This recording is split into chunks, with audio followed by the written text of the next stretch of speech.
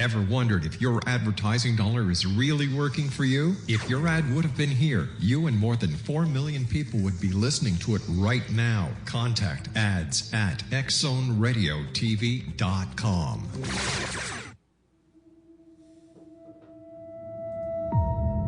From haunted houses and shadow people to UFOs, cryptids, strange creatures, and the unexplained mysteries lurking in the darkness, just beyond our understanding.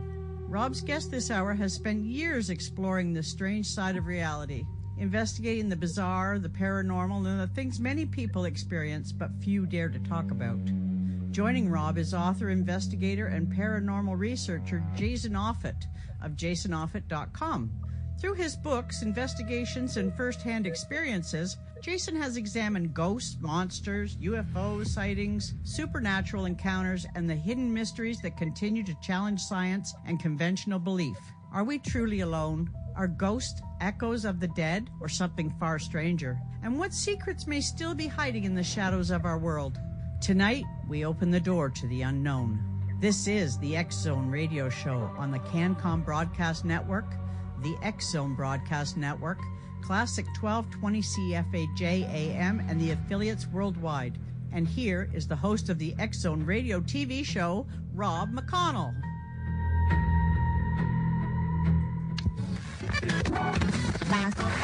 All Hit Radio.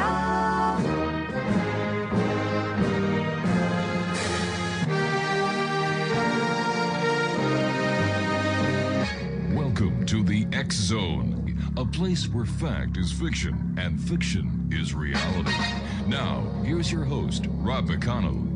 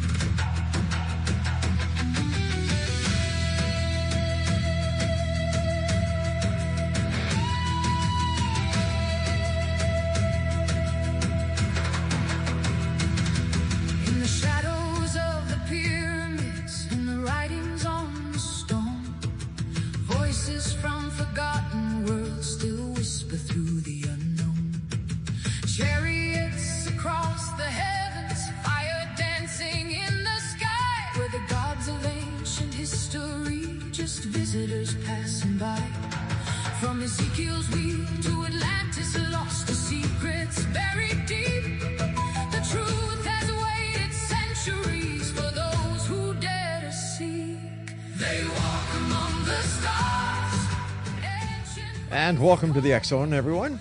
As you know, I'm Rob McConnell, and this is truly a place where people dare to believe and dare to be heard Monday through Friday from 10 p.m. Eastern until midnight right here on the CanCom Broadcast Network, Talkstar Radio Network, Mutual Broadcast Network, your hometown radio, Classic 1220 CFAJ AM, and, of course, CanCom Broadcast Network. And, by the way, CFAJ AM not only broadcasts us live on 1220 AM here throughout southern Ontario, but they also, thanks to our good friend Peter Bordley and the members of the CFAJ family, they also stream us at classic1220.ca.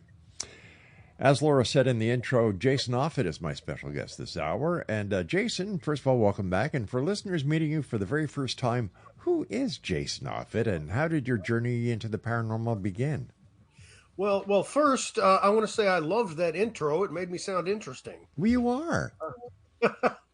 Who's Jason Offutt? I've been interested in the paranormal for a very, very long time. I saw a ghost in my house when I was about 8 years old, and I wasn't scared, but I was actually.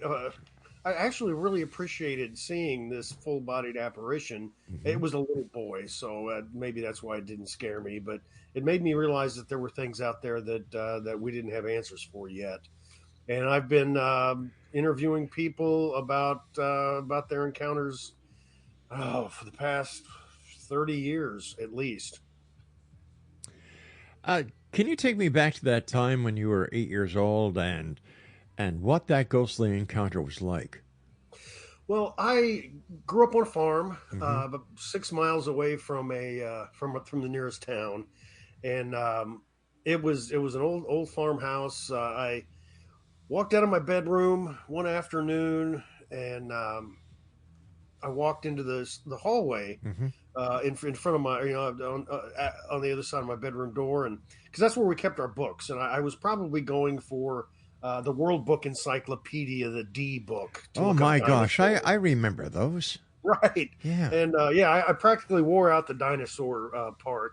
But when I walked into the hallway, there was a little boy standing there, and like I Mm-hmm. said, we lived out in the country, and there wasn't another little boy who lived out there anywhere near us.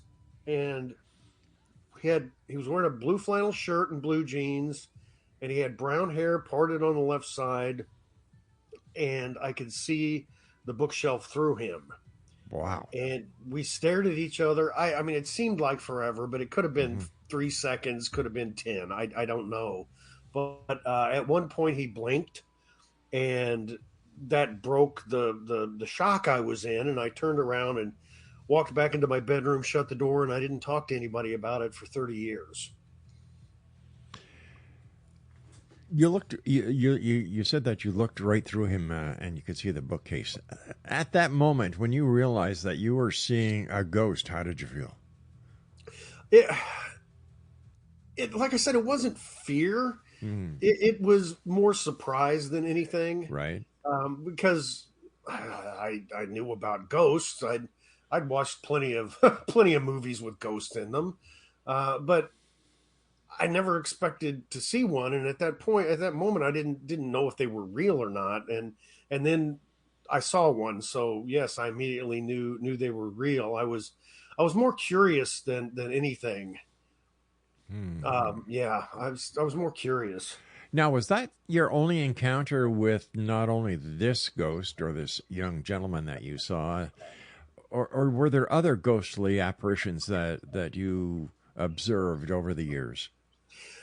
Right. It wasn't. That was the only time I experienced it. Experienced that in my house. I Mm-hmm. did. Like I said, I didn't talk about it for 30 years. I eventually asked my mom and my sisters if they had ever seen or experienced anything in the house, and they hadn't. Maybe he just showed himself to me because I was I was a little boy too. But right in researching my books, whenever my first one especially, Haunted Missouri, I went to all these purportedly haunted places, and I did encounter some things I didn't quite expect. One of my favorites was in the Lemp Mansion in St. Louis, Missouri. It was owned by the Lemp LEMP Mm-hmm. family. They were rivals of the Anheuser-Busch people back in the 1800s.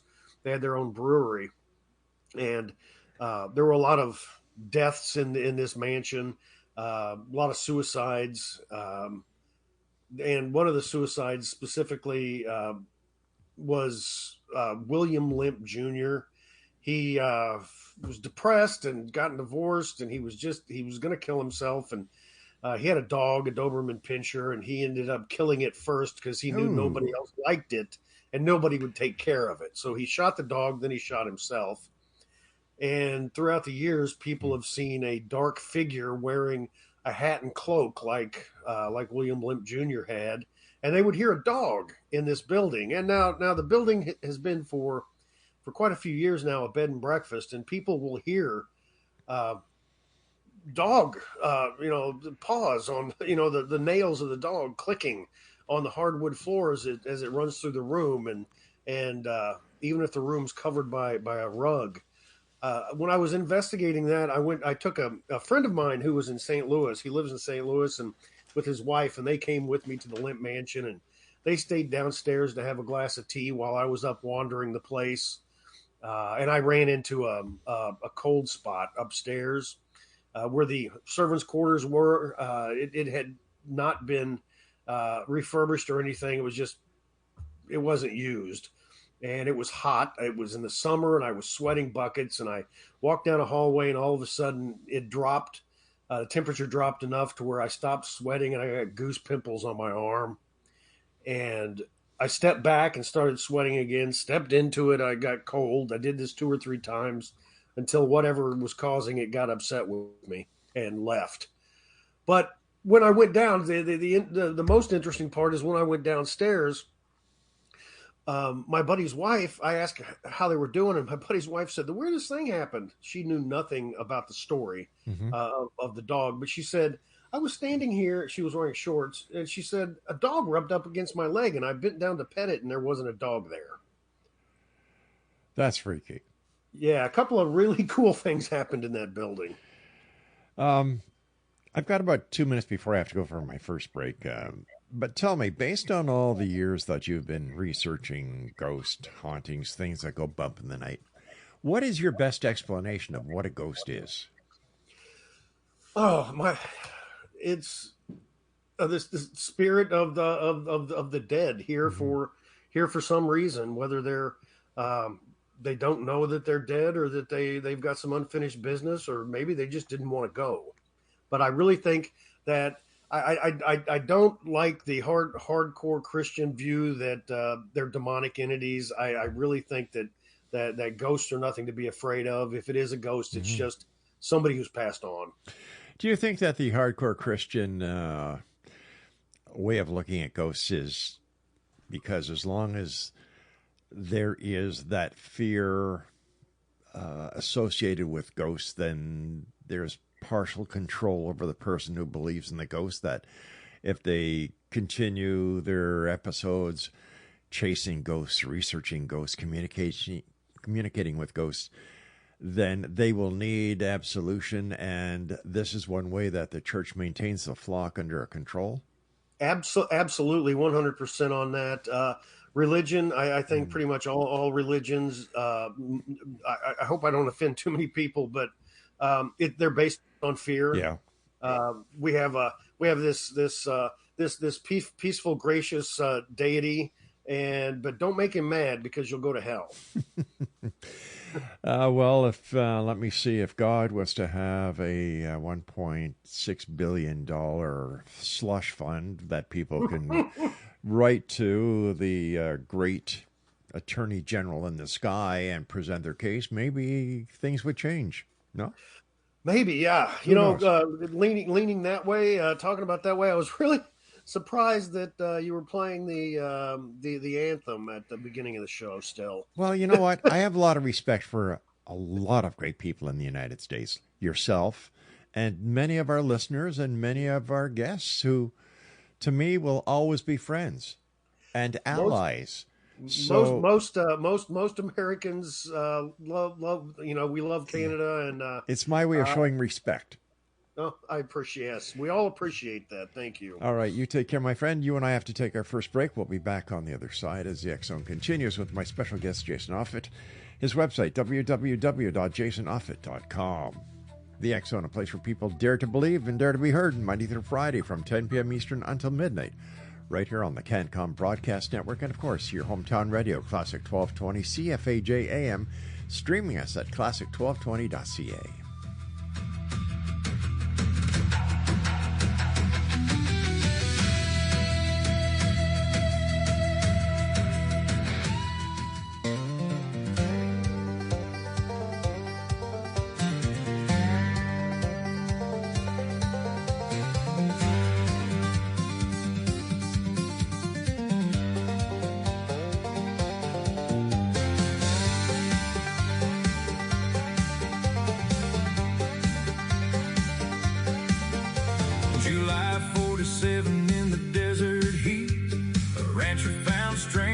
Scattered at his feet, silver like no metal anybody knew, whispers in the darkness said, could it all be true? From the skies above old New Mexico, something crashed where the cold winds blow. Roswell nights still call our name, and the world has never been the same.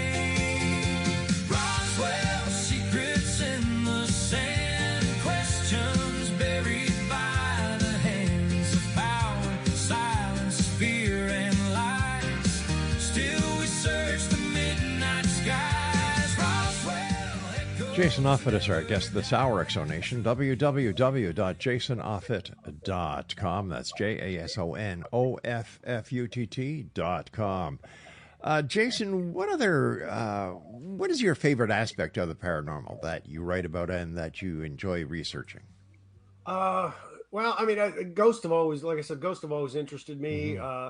I've always been interested in UFOs. I still can't bring myself to call them UAPs, and cryptozoology. Absolutely love monsters. What is it about monsters that intrigues you? And that, like when you said monsters, I could tell by your voice, like, man, you're in love with these suckers. Well, yeah, because they're a part of the unknown.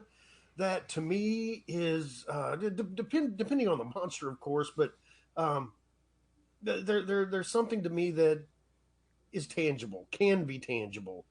I mean, you see lights in the skies. I mean, I've seen strange things in the sky, but that's a long way away. I don't know what it is. It could be anything terrestrial. It could be something extraterrestrial. Exactly, who knows? But if you run into a monster out in the woods, you know that it's real. And I've interviewed quite a few people who have had Bigfoot encounters. I talked with a young lady in Nebraska who swears she saw a hyena when she was walking out in the country on the railroad tracks. And although these things get explained away by people, it's not enough for me to stop thinking that some of these monsters are actually real and we just haven't found them yet. Well, let me ask you this. Have you ever had an encounter of a monstrous type? I absolutely have not. And the ghost, like I said, didn't bother me.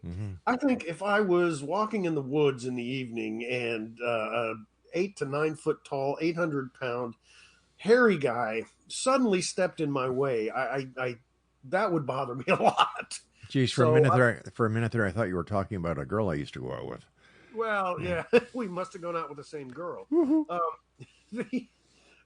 Because, yeah, monsters are terrifying. If they actually exist, they actually scare me. Well, it's like that Bigfoot, and a lot of people are like, "Well, why don't you? Everybody's got a camera. How come we don't have a good picture of Bigfoot? How come they're all blurry?" Good question. If I were out and I encountered a Bigfoot, the very last thing that would cross my mind would be to pull my phone out and take a picture. It takes me long enough to take a picture of one of my kids, by taking out my phone and typing in the password and clicking the icon for the camera. There's no way I'm taking a picture of Bigfoot. I'm getting the heck out of there. Yeah, but on the other side of the coin, if you're out there specifically looking for Bigfoot, shouldn't your camera be on the ready? Yes, but honestly, this is my one big gripe about the Patterson-Gimlin film. They were out looking for Bigfoot and found it. If you go out looking for something, you're generally not going to find it.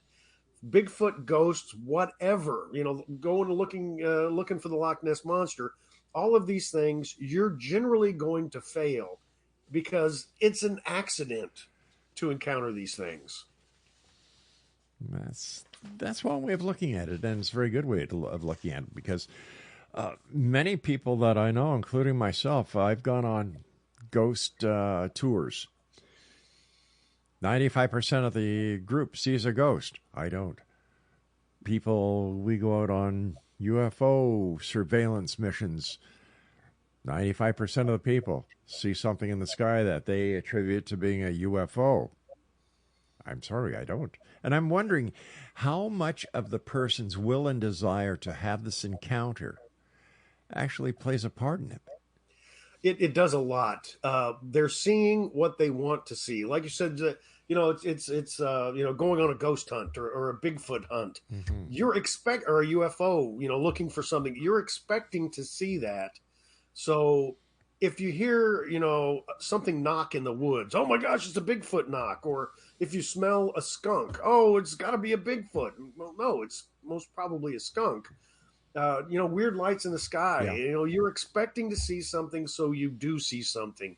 However, so I don't trust any of those, those eyewitness accounts. However, if you're just driving home and it's the middle of the night and this big thing walks out in the road in front of you, you're not expecting that at all. I will trust that 100% more than somebody going out on a organized hunt. I agree with you 100%. I really do. However, I still tend to go back to what you were saying before about people with cameras. To the best of my knowledge, there has never been a photograph taken by law enforcement, forestry department, people who work on the highways. There hasn't been a Bigfoot cadaver found. And now, according to the UFO community, including MUFON, Bigfoot are now part of the UFO phenomenon. Well, Bigfoot's been part of the UFO phenomenon for decades upon decades. Ever since Star Wars. Well, actually, for Return of the Jedi, they shot the Forest Moon of Endor scenes in Washington State, and there had to be security guards around Chewbacca because they were afraid that hunters might shoot him, thinking he's a Bigfoot. Oh, yeah. God. I did not just make that up either. Yeah. I read that recently. I know there are a lot of reasons that Bigfoot might not exist, and you've stated them absolutely, and I can't really argue a lot with them. Bigfoot has been seen in every state, in every province, every territory. I've written so much about Bigfoot. Every single culture on the planet has Bigfoot, ranging from the Yukon all the way to Sri Lanka. They have their own Bigfoot. So does New Zealand. And one of the things that bothers me is, we should have a body. We should have some solid evidence. Mm-hmm. But if all of these cultures that at one point were unconnected, as far as we know, exactly, have this same exact story about the same exact creature, there's got to be something to it. There has to be some basis of fact. Yes. And it's the same with ghost. It's the same with the gods from the sky, the entities from the sky who came and taught us civilization and agriculture. There's too many stories that are exactly the same that I believe we've been visited in the past. And I think that Bigfoot probably exists. And ghosts, I know they exist because I saw one. Bingo. There's the key to that sighting. You saw it. You know for a fact what you saw. And I can go along with that 150%. I haven't had the pleasure of seeing a ghost. I've seen an angel. And I've told this story many times on air. So I believe in angels, but I haven't. Well, I hope it wasn't the big biblical angel, because those things are terrifying.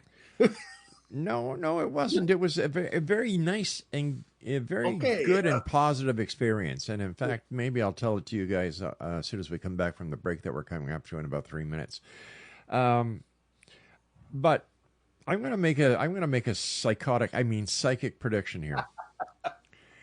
Coming up this summer, there will be a flood of UFO sightings, a flood of alien abductions, a flood of close encounters. Do you know why? Try to distract from America's midterm elections in November. Close, but no cigar. Okay. Steven Spielberg's new movie, Disclosure's coming out. Yes. So we're going to see the same thing that happened with E.T., the same thing that happened with Close Encounters of a Third Kind. And we're going to see the awareness brought back. And I'm sure that if the FBI were to release all the Epstein files, we'd find a few aliens in there, too. And I'm not talking about the ones from Mexico.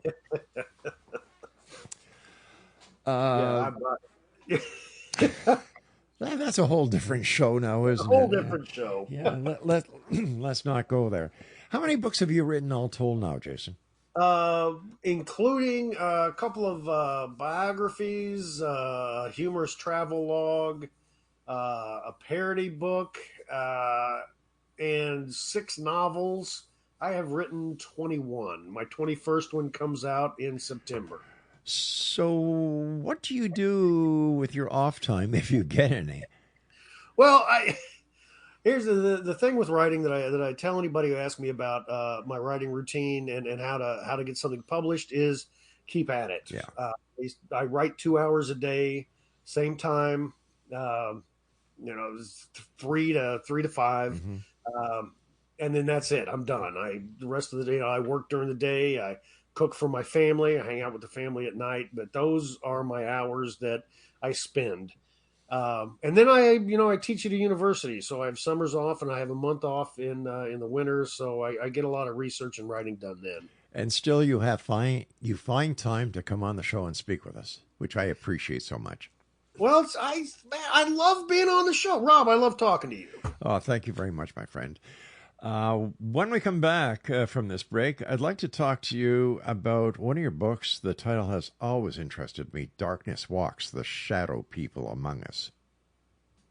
All right, absolutely. All right, stand by. Jason Offutt is my very special guest. And Jason, are your books available on Amazon? Yes, they're all available on Amazon, BarnesandNoble.com, Books A Million, just anywhere that sells books. Excellent. And I just found out that some of my books are in the New York Public Library, so I'm pretty giddy about that. Wow, I'll have to get you to send me an autographed copy for our library. Okay.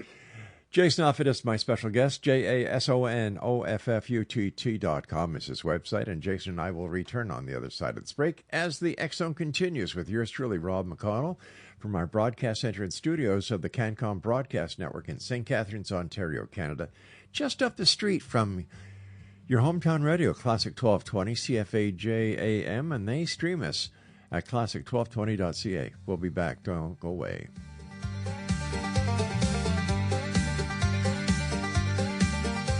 July 47 in the desert heat, a rancher found strange wreckage scattered at his feet.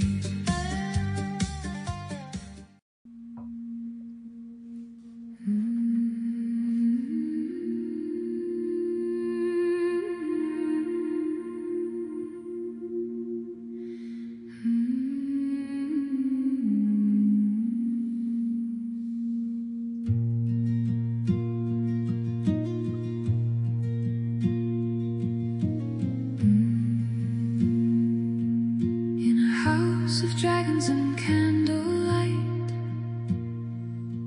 2 dreamers dance through the endless night.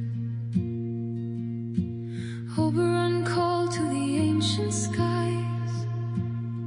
Morning glory saw truth in their eyes.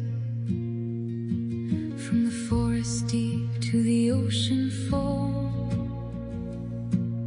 they built a world and they made it home, with books of magic and hearts untamed, changing the world in the old God's name. Oh, Oberon, wizard of the silver flame, morning glory calling nature. Welcome back, everyone. If you would like to get a copy of all the music that we play here on the X Zone, they're all written in-house and produced by us. All you need to do is send me an email, xzone@xzoneradiotv.com.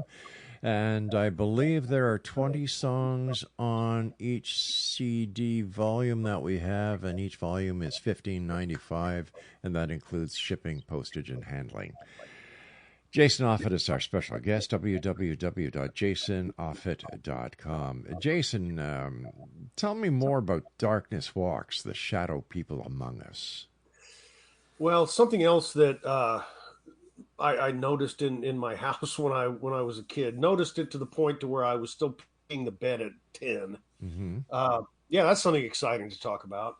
Uh, One night I was lying. I just went to bed. Uh-huh. I was lying in bed and living out in the country that we could leave the blinds, the shades open because there's nobody there to look. So it was always just a uniform gray in my room when the moon was out.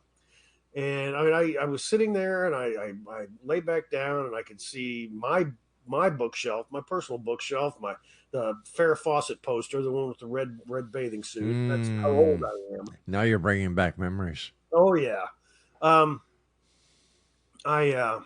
So I could see that, and all of a sudden there was in the corner. It just was really dark. I noticed, and then a human figure walked out and walked past my bed and into the hallway, and it scared the heck out of me. And I yelled for my dad. He dropped a curse word, turned the light on, walked in, and there was nothing. But I saw one or a line of these for the next 2 or 3 months, and then I never saw one again. They just walked through my room, didn't pay any attention to me whatsoever. And in my head, I called them shadow people because that's what they looked like. They looked like a shadow. And I never talked to anybody about it at all. And then I was listening to Coast to Coast AM back in the 90s, and Art was talking about shadow people. And I'm like, oh my gosh, other people have seen these too? And I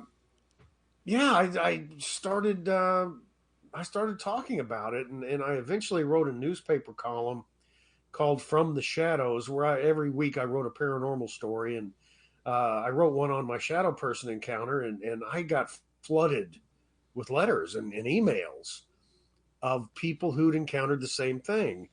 And I started calling people, and I started interviewing people, and the phenomenon is just, it's worldwide. I talk to people from England and South Africa, Brazil, Australia, China, everywhere. And they had the same or similar stories, and I put the book together. That house that you grew up in, had anyone who moved into the home after you and your family left, had they had any paranormal experiences? This is a secondhand thing that when I was talking to my sister and I asked what the people were thinking of the house, and she said they think it's haunted. Well, that answered that question, yeah. Another book that I'd like to talk to you about is So You Had to Build a Time Machine. Yes. Please tell. Go. I'm sorry, I cut you off. No, please tell us.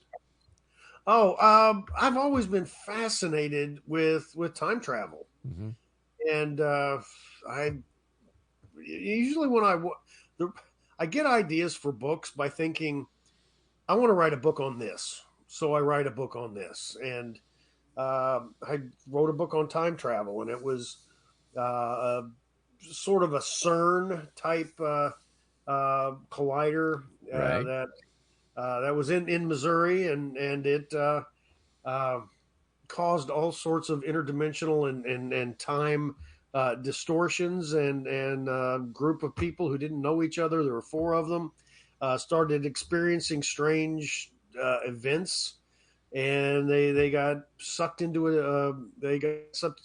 a time vortex, and went lots of fun places. And I just recently posted on social media one of my favorite book reviews ever, and it was on So You Had to Build a Time Machine, and the review is a very strange book that I just couldn't put down. That's a wonderful review to get. I love that. But with fiction, you get to explore all sorts of things that you don't get to write about when you're writing nonfiction, unless it actually happened to somebody. But isn't fiction one way that authors get an idea across to their readers? Because fiction is much easier for the reader to associate with than a novel or a biography.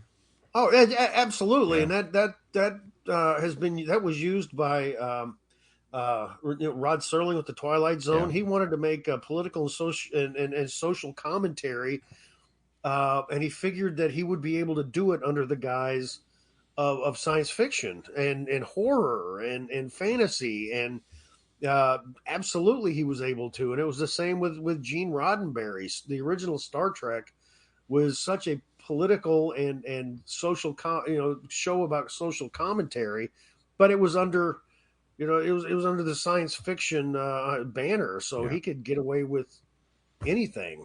Yeah, President Trump does that too, except they're called executive orders. Right, and yeah. Sorry about that. Yeah, don't get me started. I could waste the rest of the hour. But you must admit his administration is paranormal. It is. That's a word I could call it. There are a lot of other words that come to mind that I won't discuss on a family show. All right, we'll have to do it in a later show. Then you and I could just have some fun. What is? Do you think that we'll ever understand, and do you think that we will ever be able to manipulate time? Yes, I absolutely do. I mean, physicists have said since Einstein that time travel is possible. It's just we don't have we've got the knowledge. We just don't have the ability yet. Any way that science comes out that comes up with that science that time travel could be possible, it's too big, it's too expensive, it's too outrageous. It could happen, but we can't afford it. I often wonder if time travel is very simple, that we actually encounter and manipulate time when we dream. Well, there was an interesting article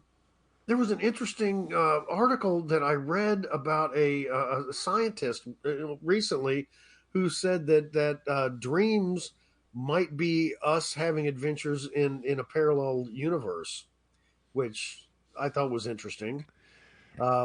I've thought that before, but I'm not a scientist.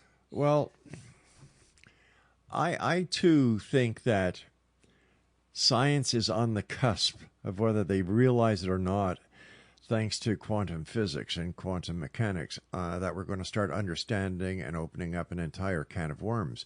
For example, one physicist has said you cannot dream of anything you have not seen or experienced. Okay. Now that's heavy.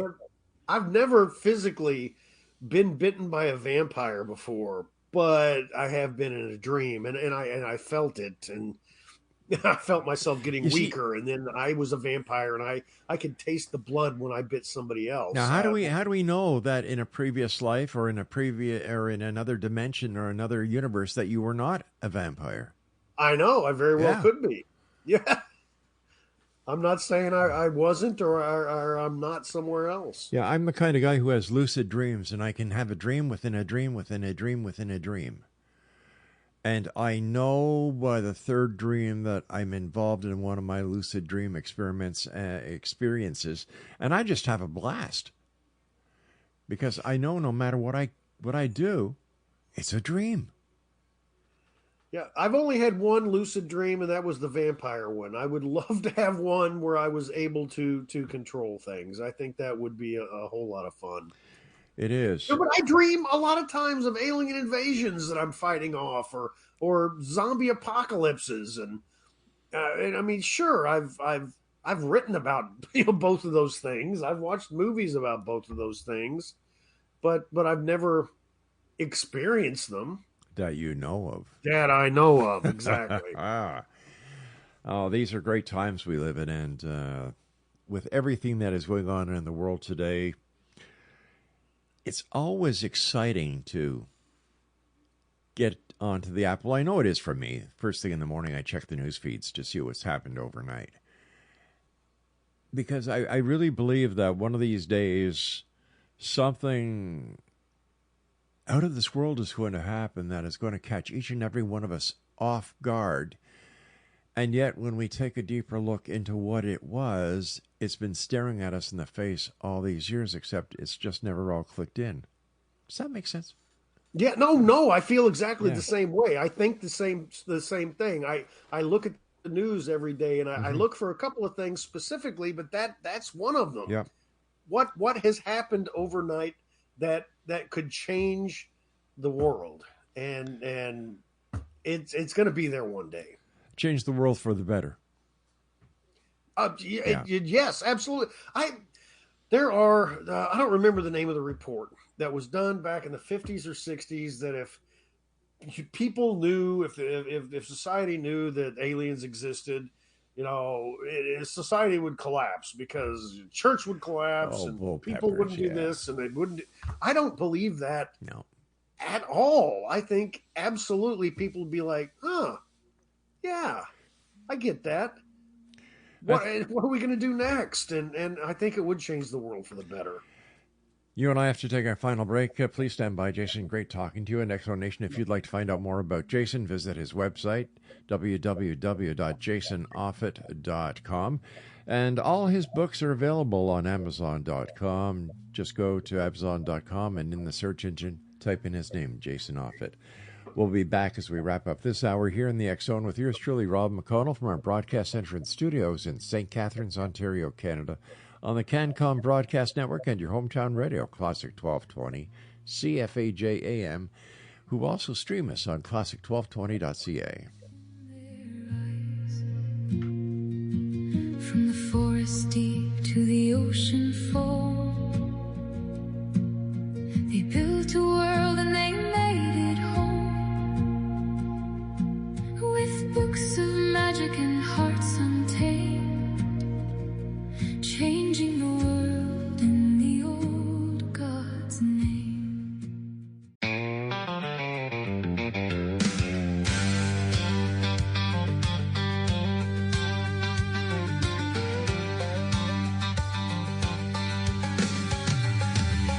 When the midnight hour's calling and the world has gone to sleep, there's a voice across the darkness, digging mysteries buried deep. From UFOs to hauntings, ancient secrets carved in stone, there's only one place waiting. Welcome to the X-Zone. From coast to coast, we're broadcasting across the USA and Canada too, with truth seekers and believers, bringing hidden stories through. Welcome to the X-Zone, where the strange becomes the real. From ghosts and alien visitors to mysteries we can feel, the biggest names are joining us, sharing secrets still unknown, with Rob McConnell leading you into the X-Zone. And welcome back. Jason Offutt is our special guest. First of all, Jason, thanks very much for taking time out of your busy schedule to join us here in the X-Zone. Congratulations on all that you do. And I can hardly wait to talk to you about your new book that is released in September. What's it called? Chasing the World's Monsters. It is the third book in my Chasing Monster series. Okay. And my second one was Chasing North American Monsters, right. And I had quite a few monsters from Canada, and I've got more in this new one. Whatever happened to the Mothman? Well, Mothman still pops up every once in a while. It just depends on where. There was a bridge in Minneapolis that fell. It collapsed, I don't know, 20 years ago possibly. Mm-hmm. And people reported seeing Mothman at that point. There was a fire, I think, in some Ukrainian big hotel. People reported seeing a Mothman type figure there. And for the past 5 or 6 years, there have been 80 or more Mothman sightings in Chicago. Any reason why so many in Chicago? Because I've looked, because the thing about Mothman is if there's a big disaster, that's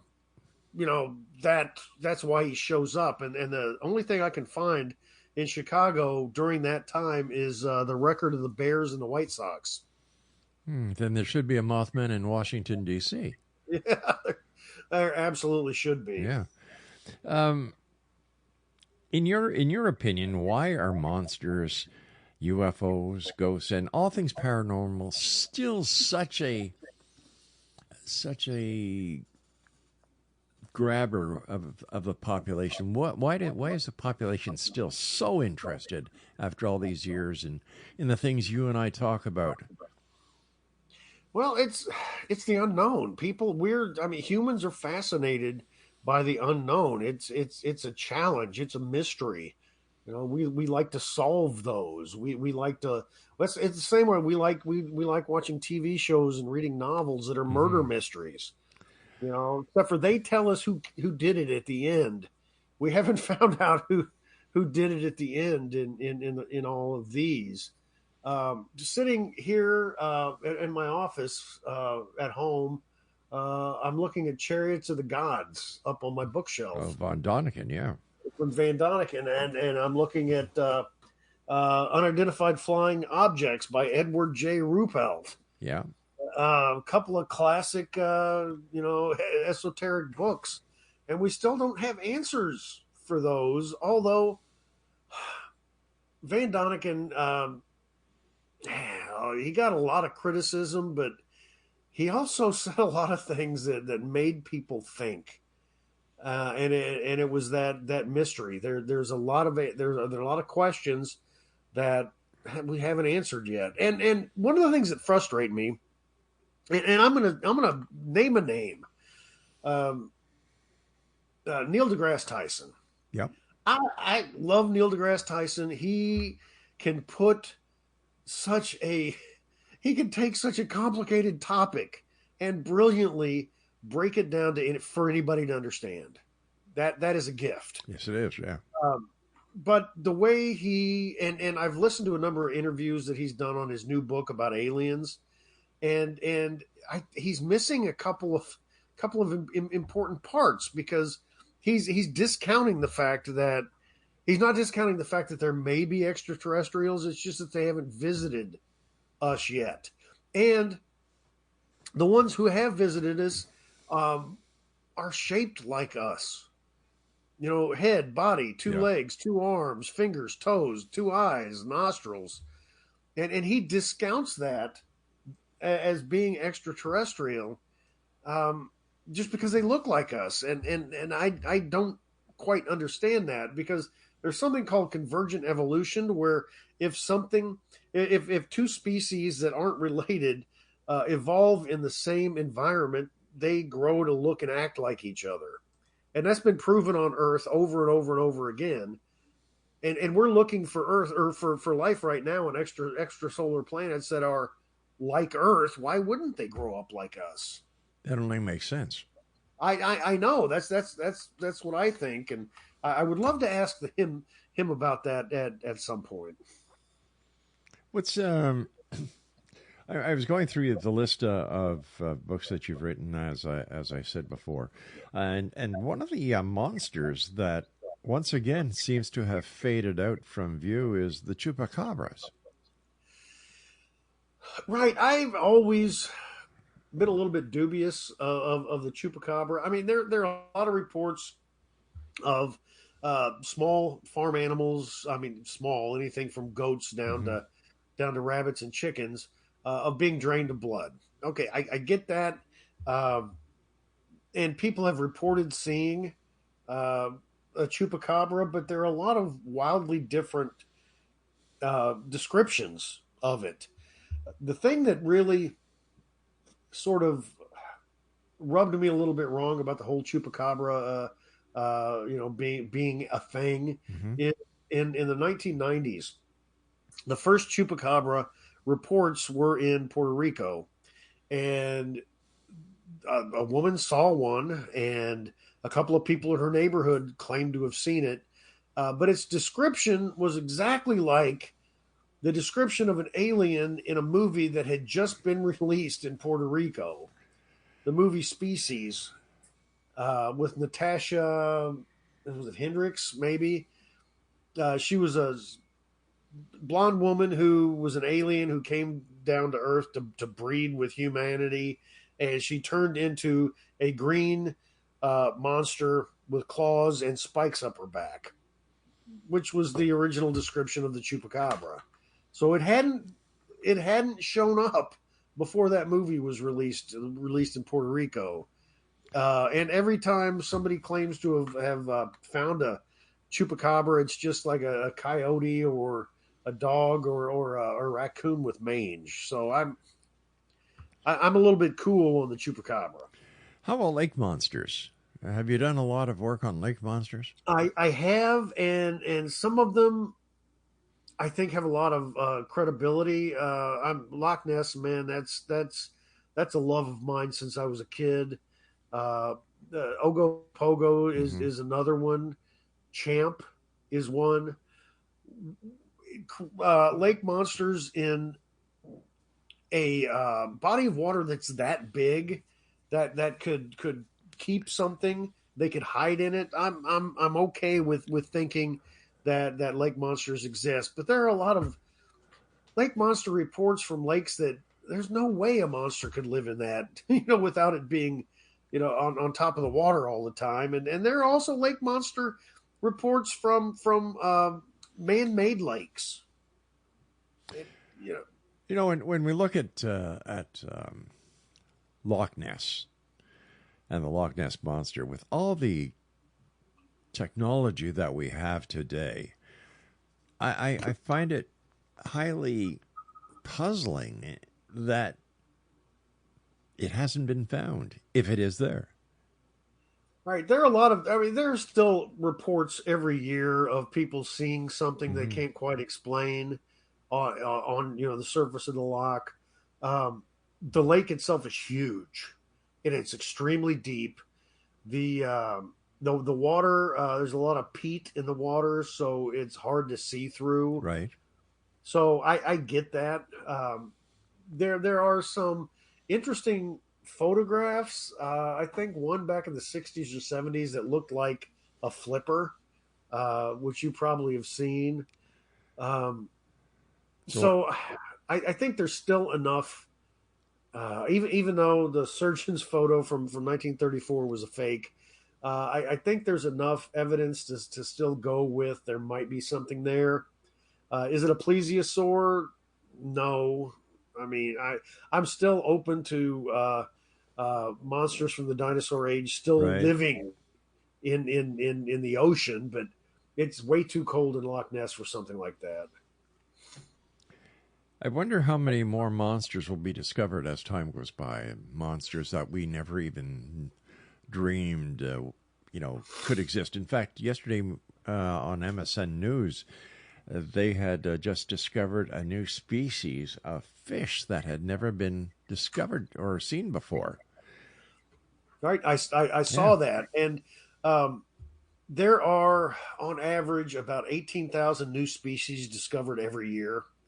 Most of them are fish or insects or birds, but every once in a while a big species is found. In 1977, it was the megamouth shark. They're like 18, 20 feet long. That's a big creature. And in the 1980s or 90s, maybe it was the early 2000s, a new species of orangutan was discovered. That's not a small animal either. No, it's not. And if they can keep elusive all these years, then that just adds credibility to the fact that Bigfoot may still in fact be out there and has been evading man for how many years now? Well, since I don't know. Since forever. Let's look at this. America. People probably think that humans have lived here for a few tens of thousands of years, but 43% of the United States is uninhabited. That's a lot of free space. It is. It truly is. People still visit some of those spaces, be it the desert, be it the mountains, be it the forests, and great swaths of forest in the Pacific Northwest. But that's a lot of room for big creatures to hide in and be able to hide where people can't see them. And then think of Canada and Alaska. think of the huge areas in Russia and China, Australia, and Africa, Australia, South America, all these places where people just aren't.